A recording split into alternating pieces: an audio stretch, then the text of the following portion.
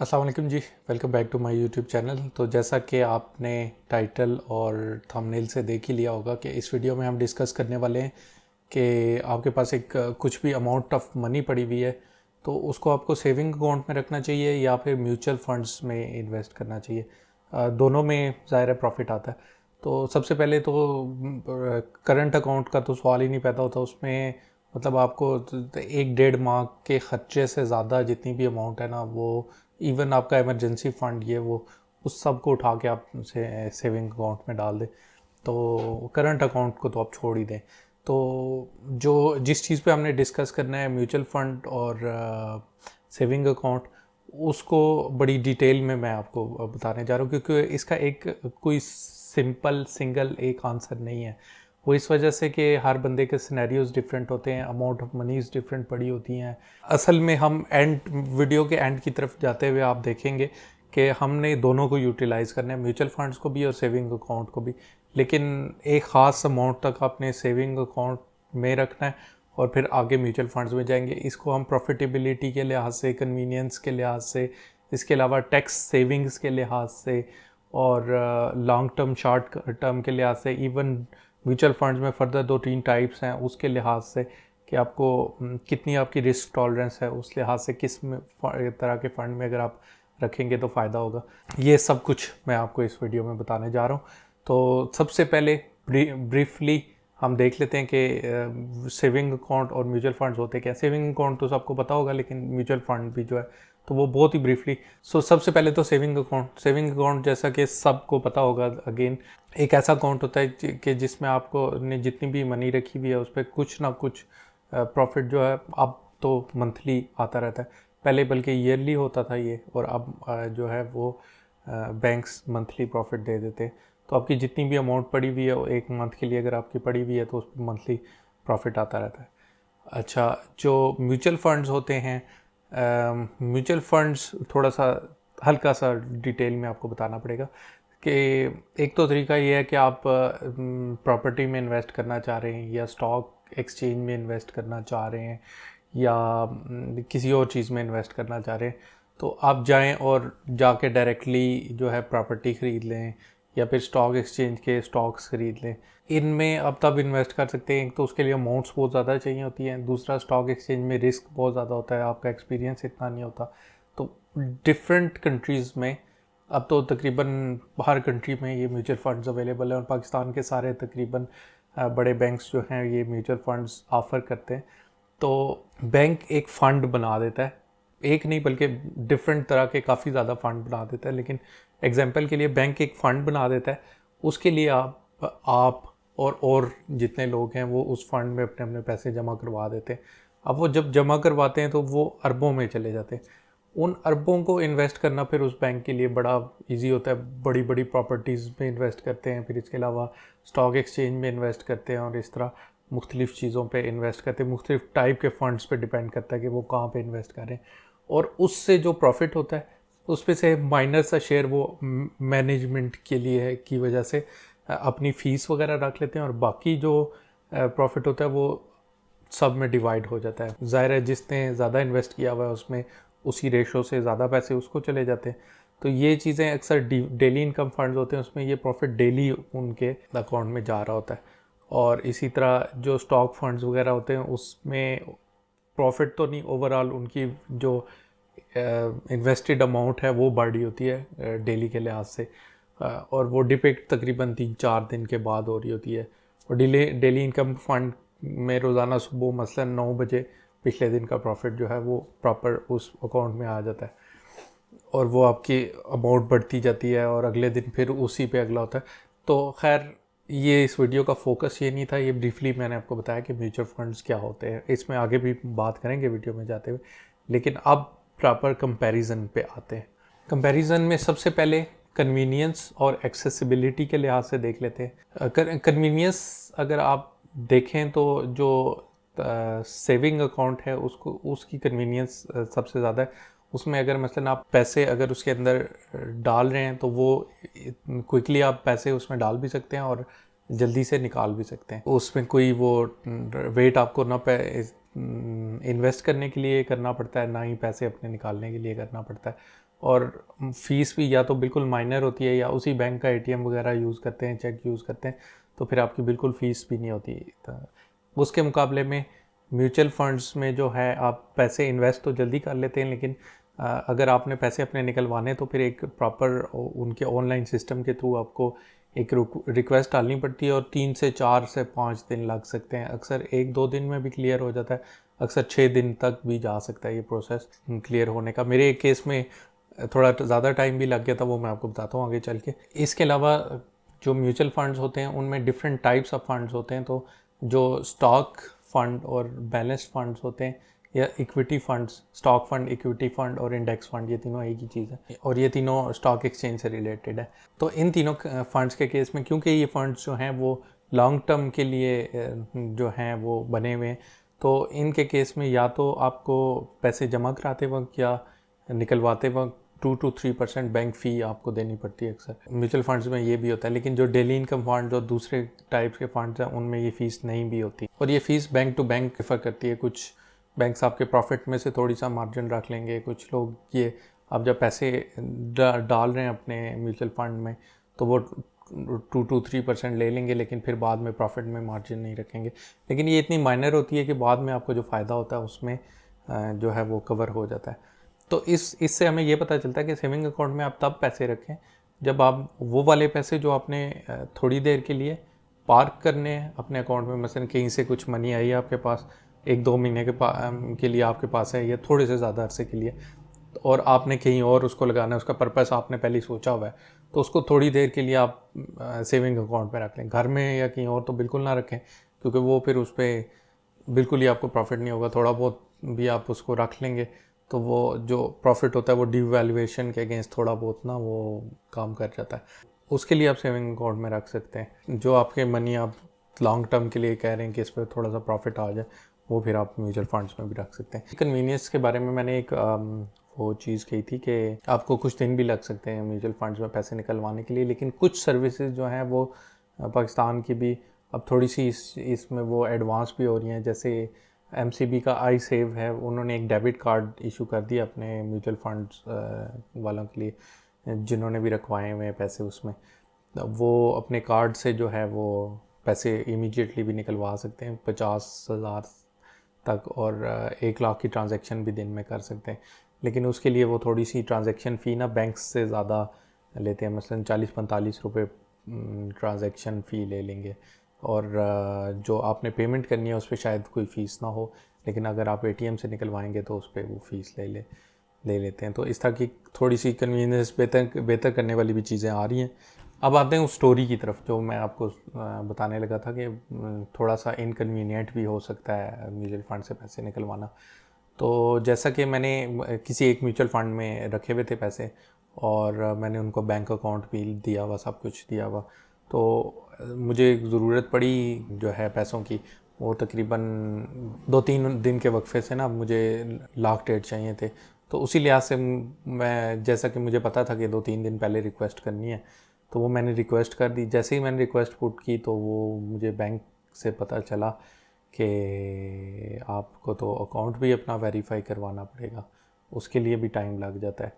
वो फिर मैंने दोबारा उनका फॉर्म फिल किया और वो उसमें तकरीबन 1 हफ़्ता, 3-4 दिन का टाइम था, लेकिन उनके भी कोई मसले चल रहे थे तो उसकी वजह से 1 हफ़्ता लग गया, और फिर उसके बाद मैंने विड्रॉल की रिक्वेस्ट डाली तो वो कुछ टाइम ऊपर भी लग गया।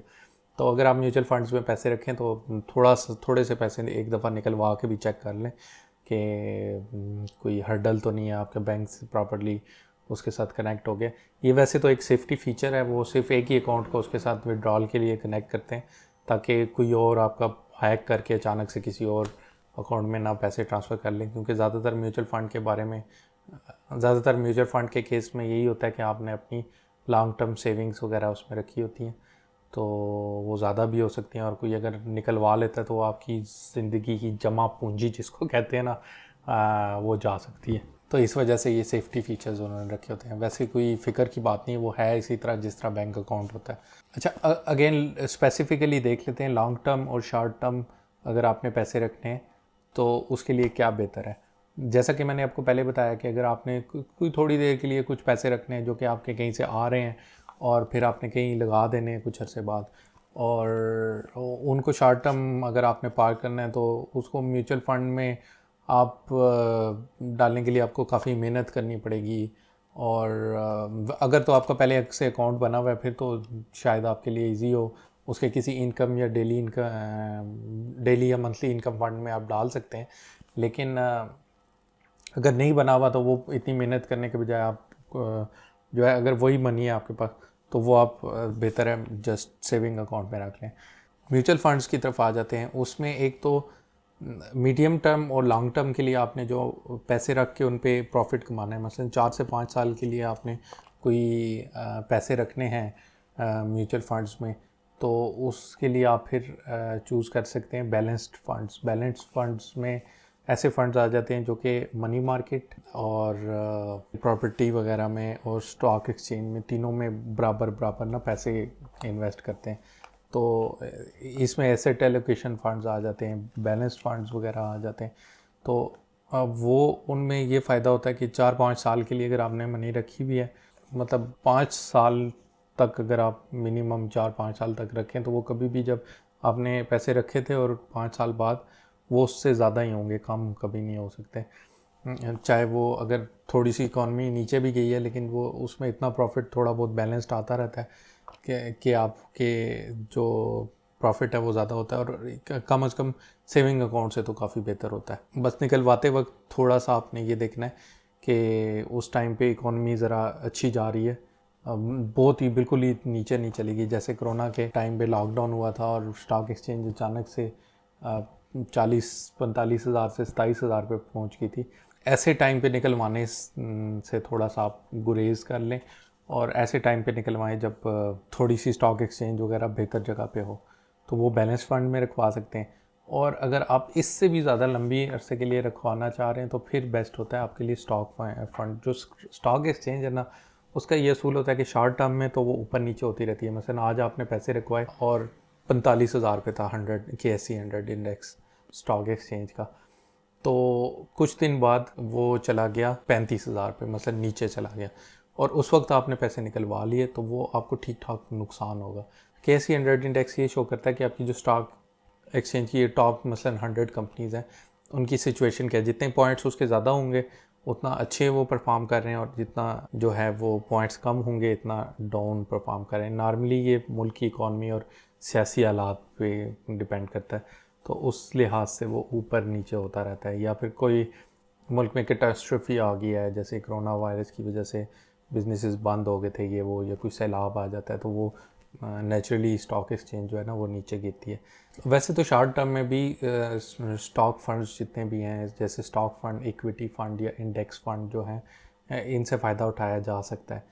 लेकिन ये रिकमेंडेड होता है कि स्टॉक एक्सचेंज के फंड्स में अगर आप पैसे डालें, वो डेडिकेटेड फंड जो है उनमें अगर आप पैसे डालें तो आप कम से कम आपका ये होना चाहिए कि 8 से 10 साल के लिए आप लंबा अरसे के लिए डाल रहे हैं तो फिर उनमें रखना ज़्यादा बेहतर होता है।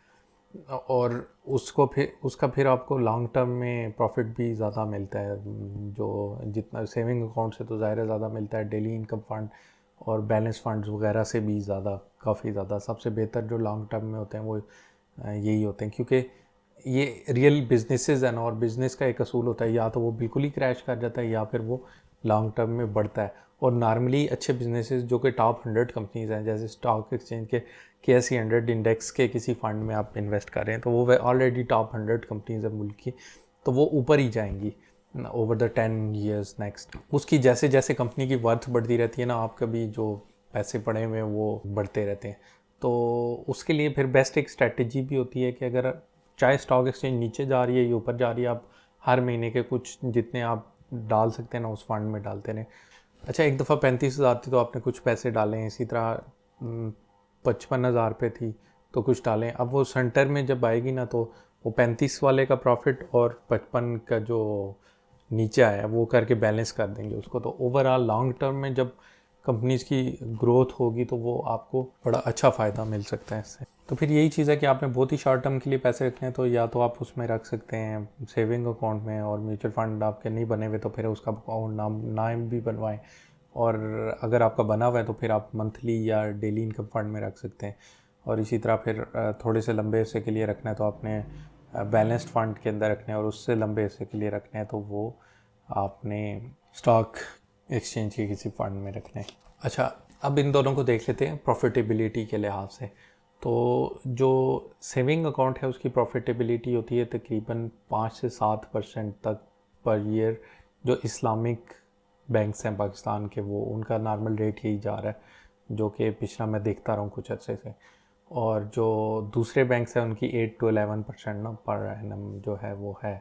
इस्लामिक बैंक्स क्योंकि वो नफ़ा नुकसान बेस्ड होते हैं, नुकसान तो उसमें नॉर्मली नहीं होता, 5 to 7% वो दे ही देते हैं पर ईयर, तो ये जा रहे हैं इसके। अगर म्यूचुअल फंड्स में देख लिया जाए तो मंथली इनकम फ़ंड और डेली इनकम फंड्स जो भी हैं, ये मसलन मीज़ान बैंक के देख लें या फिर MCB वगैरह के देख लें, तो इनके जो प्रॉफिट्स हैं वो 5 to 6, 7, 8% तक ना ईयरली कुछ सालों से इस तरह चल रहे हैं। वो ये भी डिपेंड करता है कि जब इकॉनमी अच्छी जा रही होती है, स्टॉक एक्सचेंज थोड़ी सी ऊपर होती है, तो उस वक्त इसका रिटर्न थोड़ा ज़्यादा आ रहा होता है, और जब नीचे होती है तो उसका थोड़ा सा जो है ना कम आ रहा होता है। लेकिन 5 to 7 to 8% तक ना थोड़ा सा ये जो इस्लामिक बैंक अकाउंट्स है ना उससे बेहतर परफॉर्म कर रहे होते हैं ये जो इनकम फंड्स है डेली या मंथली। अच्छा, उसके बाद आ जाते हैं बैलेंस्ड फंड्स। बैलेंस्ड फंड्स जो हिस्टोरिक डाटा है उसके मुताबिक पिछले अगर 4-5 साल का देख लें तो नॉर्मली जो जिन भी बैंक के इतना अरसे तक थे तो वो 12 से 15% तक है। लेकिन हिस्टोरिक डाटा जो है वो कभी भी फ्यूचर की वो नहीं होती, वो फ्यूचर एग्जैक्टली उधर नहीं जाता, लेकिन फिर भी इतना लंबा टाइम के लिए अगर आप रखते हैं तो, और उसको थोड़ा सा निकलवाते वक्त ये देख लें कि स्टॉक एक्सचेंज ज़रा आप बेहतर पोजीशन पे हो, फिर जो है वो आपको फ़ायदा ही होता है। तो जो बैलेंस फंड है इस लिहाज से सेविंग अकाउंट से भी बेहतर है, और जो डेली और मंथली इनकम फंड्स हैं उससे भी बेहतर होते हैं ये बैलेंस फंड्स। इन सब की वीडियोस मैंने अलग भी बनाई हुई हैं बैलेंस फंड्स की, ये वो डिस्क्रिप्शन में आपको लिंक्स इन सब के मिल जाएंगे। अच्छा, उसके बाद फिर स्टॉक एक्सचेंज के फंड्स जो होते हैं वो इवन बेटर जो है ना होते हैं। वो तो जैसा कि मीज़ान बैंक के एक फ़ंड का मैं देख रहा था कि उसमें अगर आपने कोई 1995 में 1 लाख रुपया रखा होता तो अब तक वो 40 लाख बन चुका होता। यानी कि इतना ज़्यादा लॉन्ग टर्म में ना वो ग्रो कर जाता है। तो तकरीबन 10 साल में आप एक अच्छी ग्रोथ उसमें देख सकते हैं। और ये सारे म्यूचुअल फंड्स में आपका कंपाउंड इंटरेस्ट होता है, यानी कि आपका जो 1 साल का इंटरेस्ट है अगले साल उसी के ऊपर फिर जो है वो प्रॉफिट आता है, और पुरानी अमाउंट भी मिल के, और फिर वो उस तरह ना उसका एक कंपाउंड इफेक्ट होके काफ़ी बेहतर चलता है।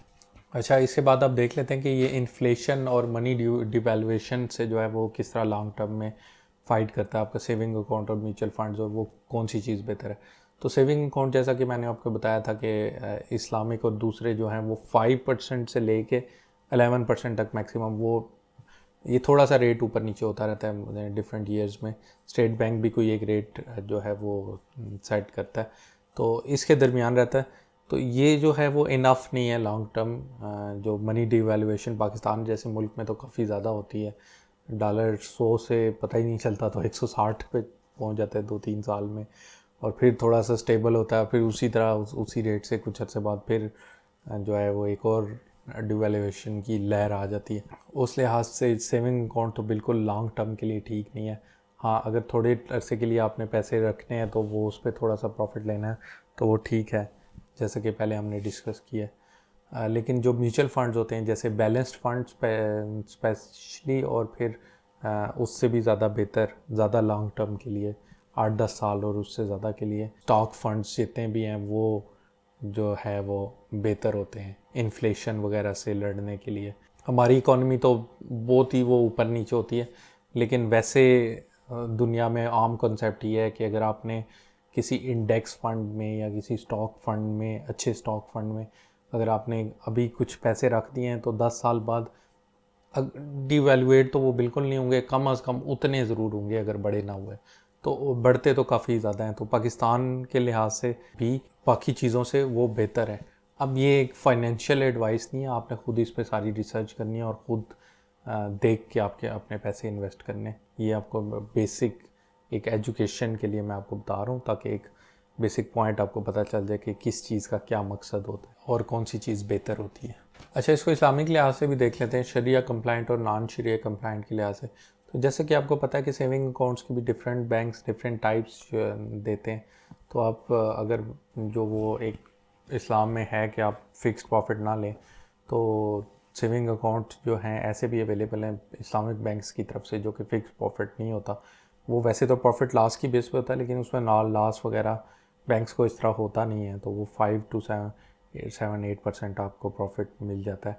तो उसके लिए आप उस तरह के सेविंग अकाउंट्स में रख सकते हैं। इसी तरह म्यूचुअल फंड्स जो हैं वो ओवरऑल भी ज़्यादा बेहतर हैं सेविंग अकाउंट वगैरह से, क्योंकि वो रियल बिजनेसेस में पैसा जा रहा है। तो बिज़नेस नॉर्मली जो है वो प्रोडक्ट्स वगैरह बनाते हैं और ये तो वो सूदी चीज़ें उसमें कम होती हैं। लेकिन फिर भी अगर आप तसल्ली के लिए ज़्यादा जो म्यूचुअल फंड्स वगैरह हैं इस तरह के भी अवेलेबल हैं, उसमें सिर्फ इस तरह की कंपनीज़ में वो इन्वेस्ट करते हैं जो कि अपने आप को प्रॉपर स्टॉक एक्सचेंज पे एज आ इस्लामिक और नॉन इंटरेस्ट कंपनी रजिस्टर कराते हैं और बताते हैं कि हमारी सारी प्रैक्टिसेस में ये देखा जाता है कि हमारा पैसा जो है वो बिल्कुल हलाल तरीके से आए और उसमें कोई सूद वगैरह या कुछ इस तरह की चीज़ ना हो।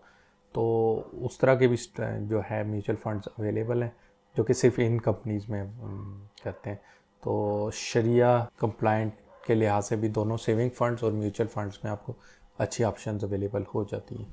अच्छा, इसके अलावा टैक्स सेविंग के लिहाज से देख लेते हैं। टैक्स सेविंग का ये है कि अगर आप सेविंग अकाउंट में जितने भी पैसे रखें, चाहे वो 1 लाख हो, 10 लाख हो या इवन ज़्यादा हो, उस पर कोई आपको टैक्स बेनिफिट नहीं मिलता साल के एंड में। लेकिन जो म्यूचुअल फंड्स होते हैं वो क्योंकि नॉर्मली प्रॉपर्टीज़ में, बड़ी बड़ी प्रॉपर्टीज़ में और स्टॉक एक्सचेंज में डायरेक्टली पैसे जा रहे होते हैं, जो कि फिर पाकिस्तान की इकॉनमी में कंट्रीब्यूट कर रहे होते हैं। तो किसी भी साल में अगर आपने मसलन कुछ भी इन्वेस्ट किया ना म्यूचुअल फंड्स में, तो उसकी बेस पे आप साल के एंड में जब टैक्स फाइलिंग वगैरह करते हैं तो up to 20% of your taxable income पे जितना टैक्स बनता है वो आप बचा सकते हैं। उसको आप अप टू 20% टैक्स भी कह सकते हैं। तो उतना आप टैक्स बचा सकते हैं अगर आप इनफ जो है वो इन्वेस्ट कर लें। मसलन डिपेंड करता है आपकी सैलरी पे और आपने कितना साल में जो है वो इन्वेस्ट किया हुआ है म्यूचुअल फंड्स में। तो हर सैलरी के अगेंस्ट भी एक लिमिट होती है, उससे ऊपर इन्वेस्ट करें तो फिर आपको इतना उससे ज़्यादा फ़ायदा नहीं होता, फिर जितना मर्ज़ी आप इन्वेस्ट करते रहें। लेकिन एक ख़ास लिमिट तक आप इन्वेस्ट करें और तो उस पर फिर आपको 20% ऑफ योर सैलरी जो है ना वो अपर एंड वो आपको टैक्स जो है वो बचत हो जाती है। इसी तरह उसके पैरेलली पेंशन फंड्स भी होते हैं, उसमें भी अगर आप इन्वेस्ट करते हैं तो फिर 20% मोर यानी कि अप टू 40% तक आपको टैक्स में बेनिफिट मिल सकता है, जो कि साल के एंड में आपका टैक्स जो है वो होता है, आप पे अप्लाई होता है उस पर। तो म्यूचुअल फंड्स में इन्वेस्ट करने का एक ये भी फ़ायदा है। लेकिन वो फिर ये नहीं करना कि आपने डाल के म्यूचुअल फंड्स में फिर उसी साल निकाल लिए, 1-2 साल फिर वो पैसे रखने पड़ते हैं जिस पे आपने टैक्स बेनिफिट लिया है।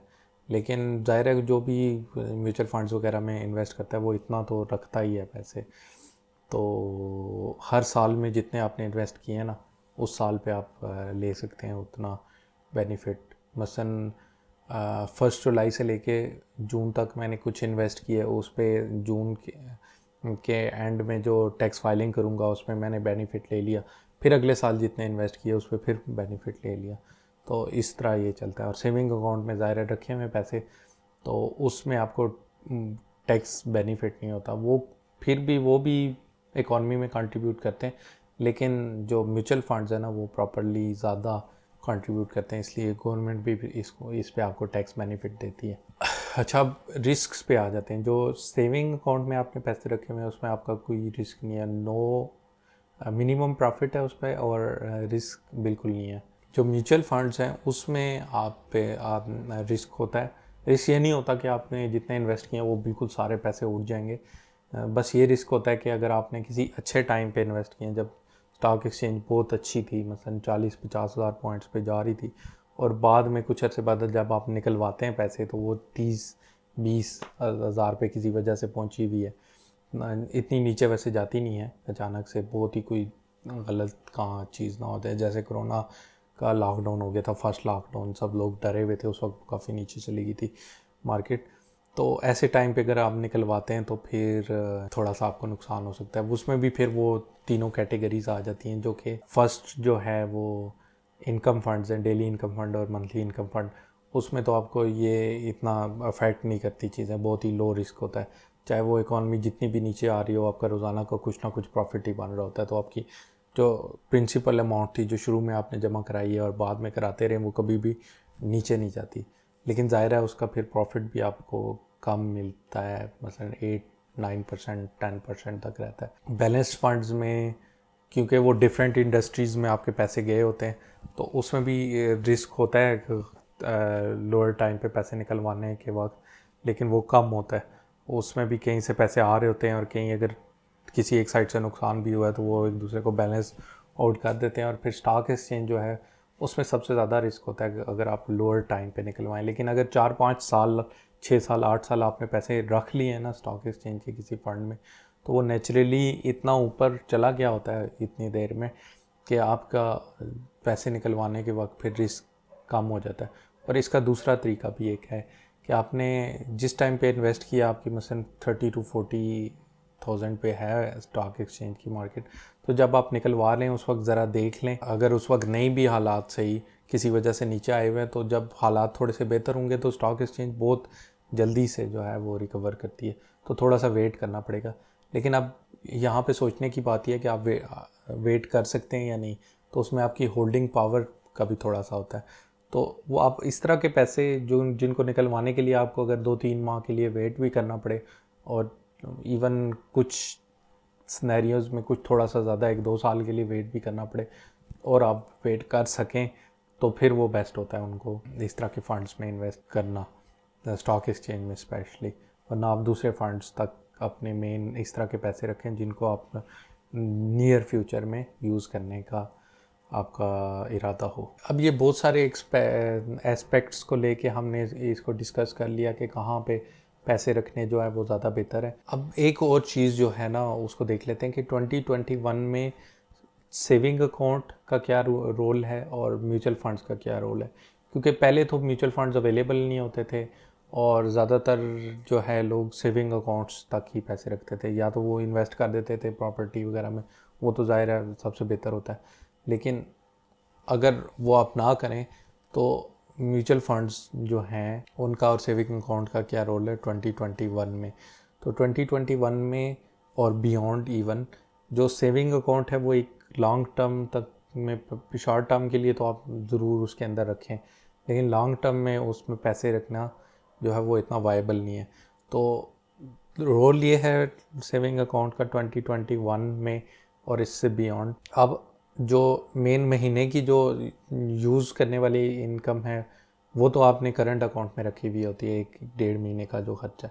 उसके अलावा फिर आप थोड़ा सा ना एमरजेंसी फ़ंड भी कोई आप रखते होंगे, जो कि ऐसे पैसे जो कि आपने मसलन घर में दराज में रखे हुए हैं या कहीं रखे हुए हैं कि अचानक से कोई मसला आ जाता है, कोई अचानक से बीमार हो जाता है बंदा, या फिर कोई गाड़ी लग जाती है या कोई इस तरह होता है, तो वो आपको जो एक कुशन चाहिए होता है 2-3 माह की जो अपनी अमाउंट है इमरजेंसी फ़ंड के लिहाज से, वो चीज़ आप घर में दराज में रखने के बजाय बेहतर है आप सेविंग अकाउंट में रख लें। उसमें ये होगा कि वो पैसे रेडी भी आपके लिए पड़े होंगे, क्योंकि सेविंग अकाउंट से निकलवाना बड़ा आसान हो गया। अब तो जो आपके एटीएम कार्ड्स हैं वो भी 2 लाख तक 1.5 लाख तक जो है वो दे देते हैं, बल्कि 2.5 लाख तक पर डे निकलवाने की फैसिलिटी दे देते हैं, और इवन ट्रांजैक्शंस 5-5 लाख तक की भी हो जाती हैं। और अगर उससे भी ज़्यादा अचानक से चाहिए हो तो आप जाके जो है वो चेक के थ्रू भी निकलवा सकते हैं। लेकिन 2-3 माह से ज़्यादा के एक्सपेंसेस जो हैं वो आपको रखने भी नहीं चाहिए। तो 2-3 माह के एक्सपेंसेस जो हैं वो आप एज आ एमरजेंसी फ़ंड जो है वो अपने सेविंग अकाउंट में रख लें। अब इससे ज़्यादा जो ऊपर फिर आप की अमाउंट है जो जिसका आपने कोई सोचा हुआ नहीं है कि नियर फ्यूचर में मसलन 2-3 माह में अगले में कहाँ उसको रखना है, तो वो जितने अरसे के लिए आपके पास अवेलेबल है उस लिहाज से आप म्यूचुअल फंड्स में रख लें डिफरेंट किस्म के। इसके लिए आप मीज़ान बैंक के म्यूचुअल फंड जो हैं वो काफ़ी मशहूर हैं। फिर एमसीबी बैंक्स के हैं, और फिर उसके बाद बाकी बैंक्स आ जाते हैं अब तो, GS bank, national bank, Faisal bank और यूबीएल और एचबीएल, और तकरीबन सारे ही बैंक्स जो है ना इस बैंड बैंकन पे जंप कर चुके हैं ऑलरेडी। तो आप किसी भी अपने जिस बैंक पे ट्रस्ट करते हैं उसके फंड्स जाके देखें, उनकी वेबसाइट्स पे अवेलेबल होते हैं। और मेरी भी काफ़ी वीडियोस हैं, बल्कि वो प्लेलिस्ट का लिंक भी मैं इधर ऊपर भी लगा दूंगा और एंड पे भी लगा दूंगा डिस्क्रिप्शन में, वो भी देख सकते हैं आप। तो जो वो पैसे आप फिर इन फंड्स में रख सकते हैं। अच्छा, वैसे तो मैंने अब काफ़ी बोल लिया, अब कंक्लूजन पे आ जाते हैं, जल्दी से उसको सम अप कर देते हैं। तो ऐसे पैसे जो आपने शॉर्ट टर्म के लिए बहुत थोड़ी देर के लिए रखने हैं, और उसको जल्दी आपने सोचा हुआ भी है कि आगे कहाँ लगाना है, 1-2-3 माह के अंदर ही आपने उसको कहीं ना कहीं करना है, तो उसको तो आप ज़्यादा मसले में जाने की ज़रूरत नहीं है, म्यूचुअल फ़ंड का अकाउंट वगैरह बनाने की ज़रूरत नहीं है। आप जस्ट उठा के उसको सेविंग अकाउंट में रख लें। घर में इसलिए ना रखें कि घर में उस पर बिल्कुल फ़ायदा नहीं होगा और वो डिवेल्यूएट हो जाएंगे कुछ ना कुछ।